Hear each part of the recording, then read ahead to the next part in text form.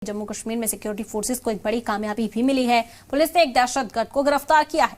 ये दहशतगर्द नरवाल इलाके में हुए डबल ब्लास्ट में शामिल था। ये दहशतगर्द परफ्यूम बॉम्ब का इस्तेमाल करता था। पुलिस ने इसके पास से परफ्यूम बॉम्ब भी बरामद किए हैं, जो कि पहली बार बरामद हुआ है।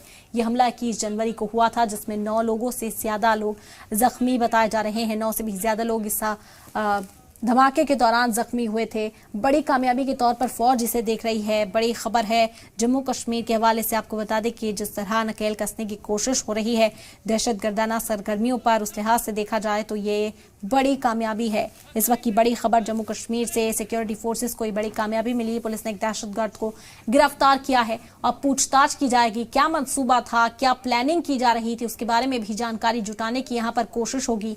आप देख सकते हैं दहशतगर्द की शिनाख्त साफ तौर पर वाजे की गई है। मीडिया के सामने ही दहशतगर्द को गिरफ्तार कर ले जाया गया। पुलिस इससे पूछताछ करेगी। सिक्योरिटी फोर्सेस ने मोर्चा संभाला है। परफ्यूम बॉम्ब का इस्तेमाल किया जा रहा था।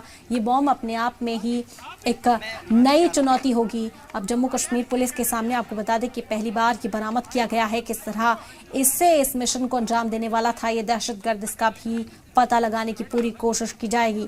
तस्वीर भी आपको दिखा रहे हैं। इस वक्त पुलिस की गिरफ्त में है।